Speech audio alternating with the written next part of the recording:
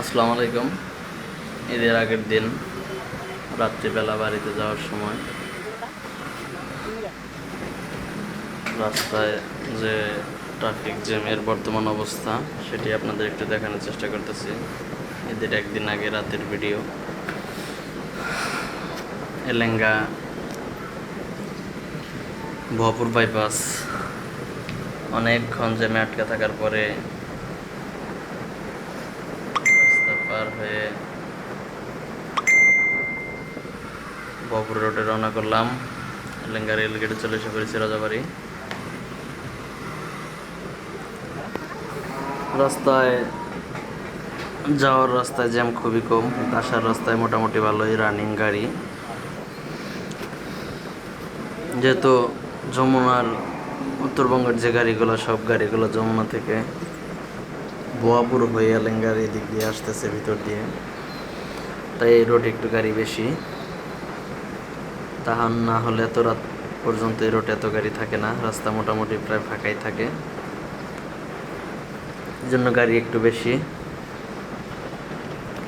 বললাম রাতের কি অবস্থা আপনাদের একটু শেয়ার করি, তাই ক্যামেরাটা অন করে একটু ভিডিও করছিলাম। রাস্তায় বড় গাড়ির থেকে রাত্রিবেলা সিএনজি একটু বেশি, সিএনজির পরিমাণটা একটু বেশি। রাত্রিবেলায় চলাচল যারা করেন অবশ্যই খুবই সাবধানে করবেন, কারণ ঈদের সময় অনেক লোকজন মানুষকে কট দিয়ে অনেক কিছু টাকা পয়সা, কাপড় চোপড়, গাড়ি টাড়ি অনেক কিছুই রেখে দেন। সো কেউ যদি রাতের বেলায় সিগন্যাল দেয়, বিশেষ করে বাইকার ভাইয়েরা রাত্রে যদি আপনাদেরকে সিগন্যাল দেয়, কখনোই কারোর জন্য দাঁড়াবেন না, নিজের গতিতে চলে যাবেন। কারো সিগন্যাল দিলে বা কেউ হেল্প চাইলে যদি আপনি দাঁড়ান, তাহলে আপনি বিপদে পড়তে পারেন। সো এই বিষয়টি সবাই সাবধান।